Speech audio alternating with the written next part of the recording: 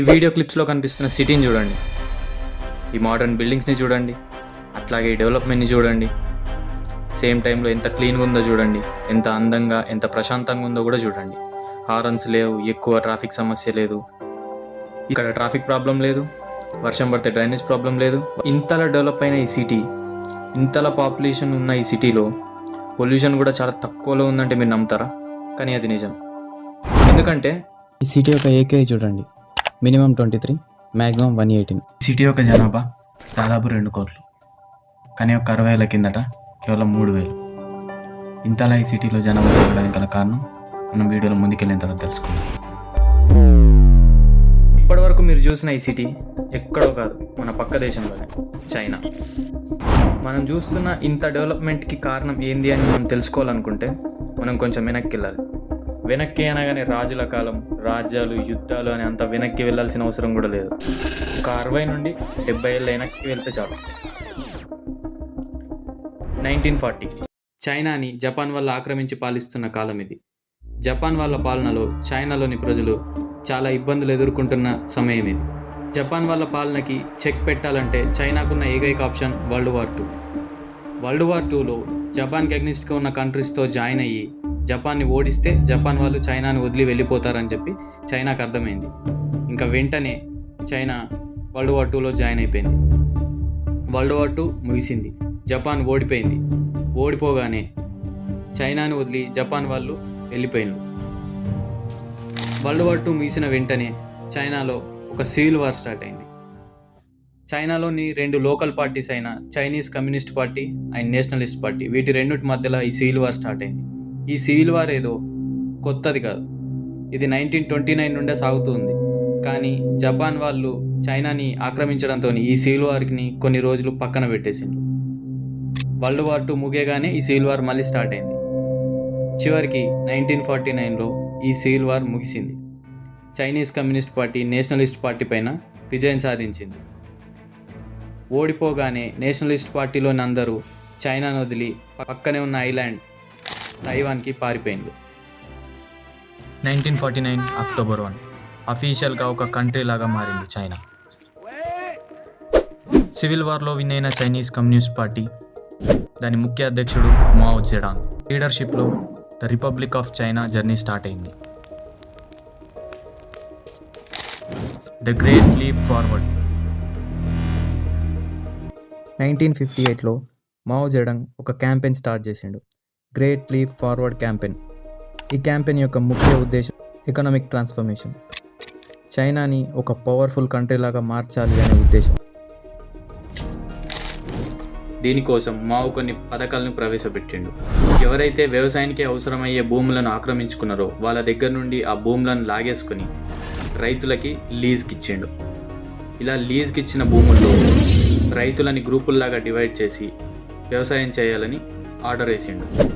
ఇంకో పక్కన steel manufacturing కోసం పెద్ద పెద్ద ఫ్యాక్టరీస్ని కట్టించి కంపెనీస్కి రెడీగా పెట్టిండు. ఇంతేకాకుండా లోకల్ లెవెల్లో కూడా మ్యానుఫ్యాక్చరింగ్ జరగాలని చెప్పేసి ఇంటి దగ్గర ఉన్న వాళ్ళకి స్టీల్ మ్యానుఫ్యాక్చరింగ్కి అవసరమయ్యే ప్రతి ఒక్క రిసోర్సెస్ని వాళ్ళకు ఇచ్చి స్టీల్ మ్యానుఫ్యాక్చరింగ్ చేయాలని చెప్పేసి ఆర్డర్ వేసిండు. ఇవన్నీ చూస్తుంటే ఒక వెనుకబడిన దేశం ముందుకు వెళ్ళడానికి చాలా మంచి ఆలోచనలాగా ఉన్నాయి. ఇన్ఫ్యాక్ట్ మంచి ఆలోచనలే, కానీ ఇవన్నీ ఫెయిల్ అయినాయి. ఎందుకో ఇప్పుడు చూద్దాం. రైతులకి వ్యవసాయం కోసం ఏవైతే భూములు లీజ్కి ఇచ్చిండో వాటిపైన పూర్తి కంట్రోల్స్ గవర్నమెంట్ దగ్గరే ఉండేవి. అంటే వాటిలో ఏ పంట పండించాలి, ఎంత పండించాలి, చివరికి వాటిని ఎంతకి అమ్మాలి, ఇలా ప్రతిదీ గవర్నమెంట్ చేతిలోనే ఉండేది. దీనివల్ల రైతులకి వ్యవసాయం పైన ఇంట్రెస్ట్ పోయి వాళ్ళు పండించడం ఆపేసిండ్రు. పండించిన పంటను కూడా గవర్నమెంట్ వాళ్ళు లాగేసుకున్నారు.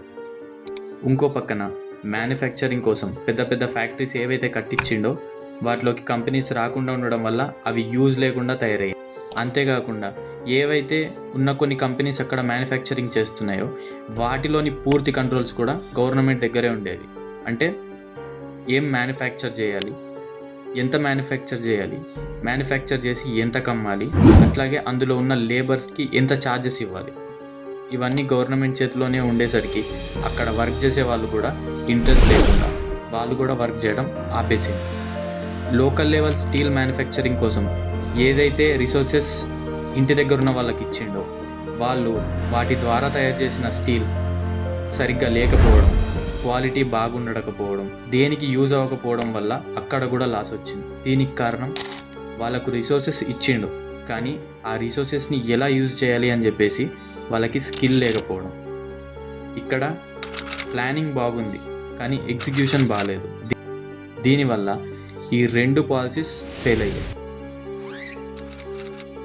ఇలా మావో పథకాల వల్ల చైనా ప్రజలు విపరీతమైన నష్టాలు చూస్తున్న సమయంలో మావో ఇంకో పథకం ప్రవేశపెట్టిండు, ద స్పారో ఎక్స్టర్మినేషన్. ఈ పథకం యొక్క ముఖ్య ఉద్దేశం పక్షులన్నింటినీ చంపడం.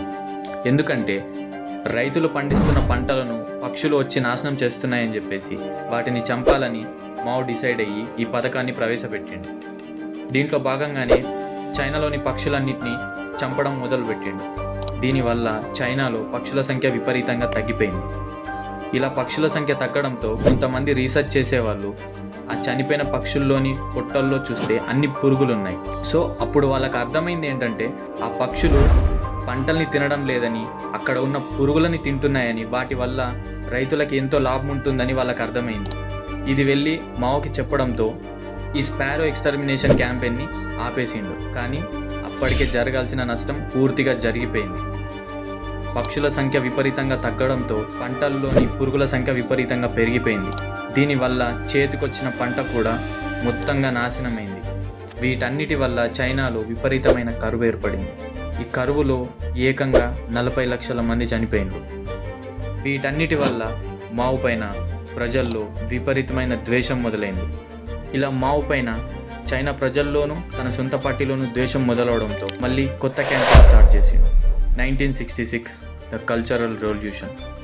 ఈ పేరు వింటుంటే ఏదో దేశాని కోసము లేదంటే దేశంలో ఉన్న కల్చర్ని కాపాడడం కోసము ఈ క్యాంపెయిన్ మొదలుపెట్టినట్టు కనిపిస్తుంది, కానీ అది తప్పు.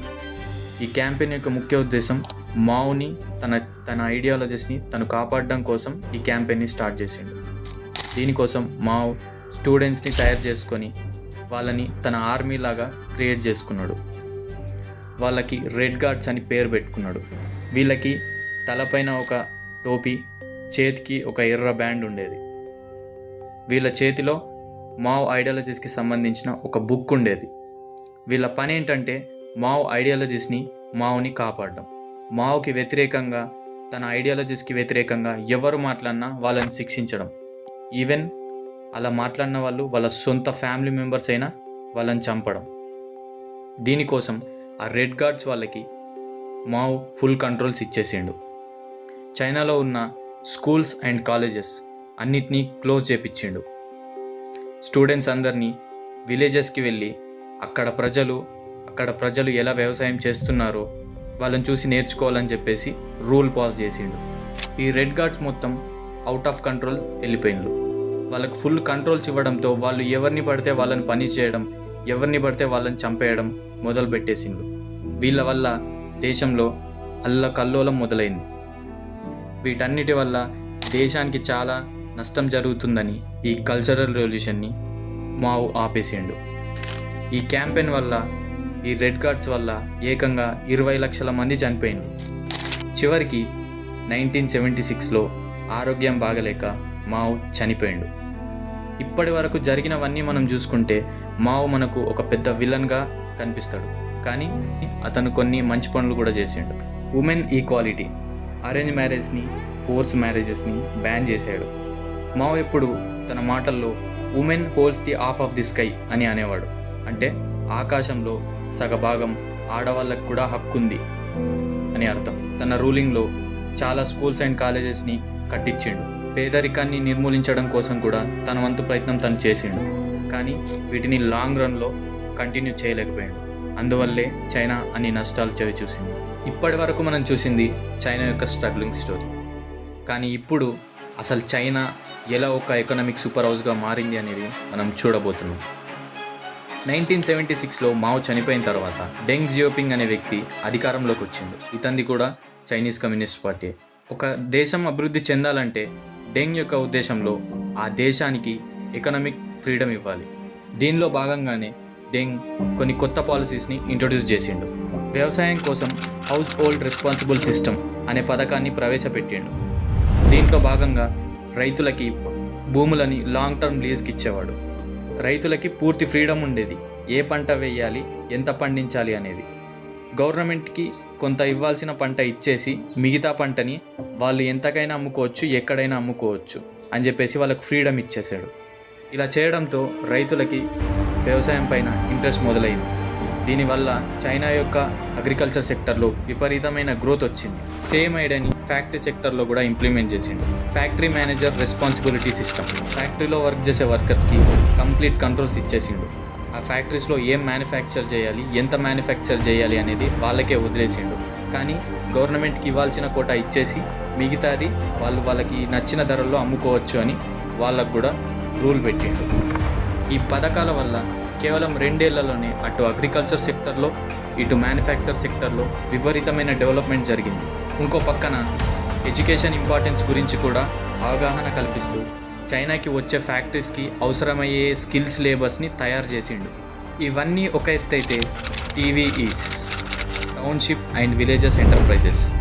ఎకనామిక్ గ్రోత్ అనేది కేవలం సిటీస్లోనే జరిగితే సరిపోదని చెప్పేసి, అలాగే విలేజెస్లో ఇంకా రూరల్ ఏరియాస్లో కూడా జరగాలని చెప్పేసి ఈ పథకాన్ని ప్రవేశపెట్టిండు. ఈ పథకంలోని భాగంగానే చైనాలో ఉన్న కొన్ని చిన్న చిన్న కంపెనీస్ వాళ్ళ ఫ్యాక్టరీని సెటప్ చేసేలాగా తయారు చేసిండు. దీనివల్ల రూరల్ ఏరియాస్లో కూడా విపరీతమైన జాబ్స్ ఏర్పడ్డాయి. దీనివల్ల చైనాలో TVEs ద్వారా ఏకంగా 100 మిలియన్స్ ఆఫ్ జాబ్స్ క్రియేట్ అయినాయి. ఇలా TVEs వల్ల rural areas and villages develop అవ్వడం మొదలయ్యింది. ఇంకా సిటీస్ని డెవలప్ చేయాలని చెప్పేసి ఇంకో పథకాన్ని ప్రవేశపెట్టిండు, స్పెషల్ ఎకనామిక్ జోన్స్ సెస్.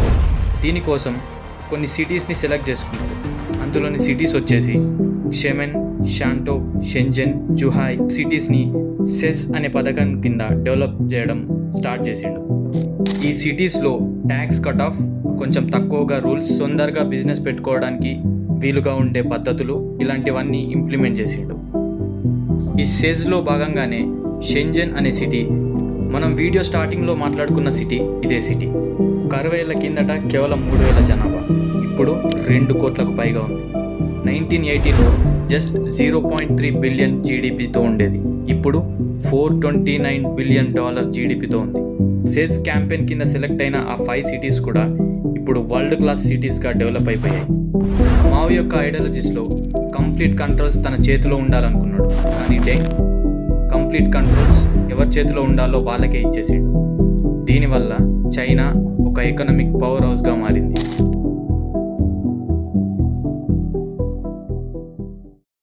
ఇది నా ఛానల్లోని మొదటి వీడియో. నా మొదటి వీడియో ఇండియా పైన చేయాలని చెప్పేసి అనుకున్నా, బట్ చేయలేకపోయినా. ఎందుకంటే యూట్యూబ్లోని ఎన్ని వీడియోస్లో చూసినా ఇండియా కంపారిజన్ అంటే పాకిస్తాన్, బంగ్లాదేశ్, శ్రీలంక ఇలా చిన్న కంట్రీస్తోనే కంపారిజన్. బట్ నేను అవే ఎంచుకోలేదు. నేను నా కంట్రీ యొక్క కంపారిజన్ నా కంట్రీ కంటే ముందున్న కంట్రీస్తోనే నేను చేయాలనుకున్నా. అందుకే చైనా పైన చేయాల్సి వచ్చింది. చైనా అంటే మన శత్రు దేశం అయినప్పటికీ వాళ్ళ దగ్గర నుండి మనం చాలా నేర్చుకోవాలి. ఎలా వాళ్ళు 50-60 ఏళ్లలో అంతగా డెవలప్ అయ్యారు. మనకంటే ప్రతి ఒక్క field, technology, science, agriculture, manufacture, exports, ఇలా ప్రతి ఒక్క రంగంలో వాళ్ళు మనకంటే ముందంజలో ఉన్నారు. చైనా యొక్క ఎదుగుదల తీరు ఏ కంట్రీకి కూడా అర్థం అవ్వట్లేదు. అసలు చైనాకి అడ్డుగా ఏ కంట్రీ కూడా నిలబడలేకపోతుంది. కానీ ఈ మొత్తం ప్రపంచంలో చైనాని దాటేయగలిగే పొటెన్షియల్ అయితే నా కంట్రీకి ఉంది అంటే అది మన ఇండియా మాత్రమే. అది మొత్తం ఈ ప్రపంచమే నమ్ముతుంది. అందుకే చైనాని కాదని ఇండియాకి పెట్టుబడులు రావడం మొదలైంది. కానీ ఇది సరిపోదు. చైనా లాంటి ఒక పెద్ద డ్రాగన్ని కొట్టాలంటే మన దగ్గర ఇంకా చాలా పెట్టుబడులు రావాలి. ఐ హోప్ మీకు అర్థమైంది అనుకుంటున్నా. ఇక్కడ వరకు ఈ వీడియో చూసినందుకు చాలా థ్యాంక్స్. ఈ వీడియోని షేర్ చేయండి, నా ఛానల్ని సబ్స్క్రైబ్ చేయండి. నెక్స్ట్ వీడియోలో కలుద్దాం.